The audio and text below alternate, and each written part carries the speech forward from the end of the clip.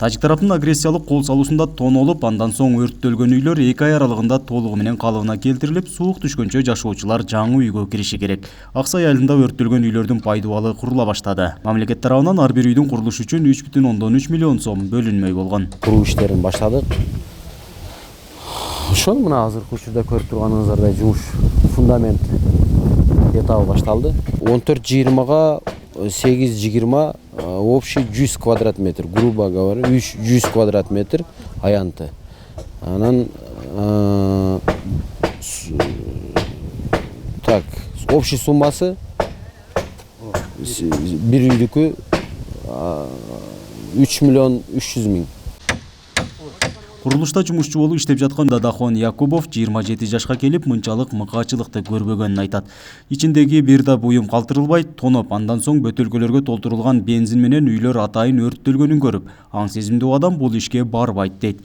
Мындан ары тынчтык болуп, жаңы үйлөрдө тойлор гана өткөрүлсүн деген каалоосун айтты. 3 күндөн бери Аксай айылына келгениме 3 күн болду. Айылда атылган октордун изи дагы деле турат.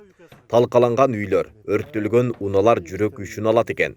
Буга чейин адамзатынын колунан мынчалык мыкаачылык иштер келет деп ойлобопмун.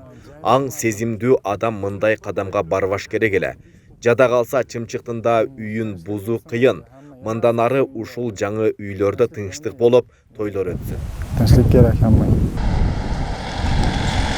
Аксай айыл өкмөтүндө жалпысынан 184 үй тонолуп өрттөлгөн. Карыялар, жаш балдар жана аялдар коопсуз жайда жашап жатышат. Айылда эркектер гана калып, курулуш иштерине каралашып турушат.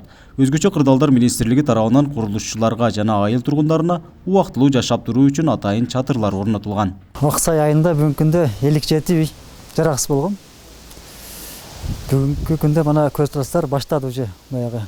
Кээ бир компаниялар жумуштарын баштады. Уже тракторлар келип, фундаменттерин жана башка иштердин жумуштарын башташты. Андан тышкары жашоочулар азыр буларга атайын баягы МЧС тарабынан эме тигип берген. Үй куюп берген, ошол үйдө эркектер жашап атат ал жерде. Же болсо кээ бирлер туугандарында, же Баткен ошол жерлерде жашап жатат.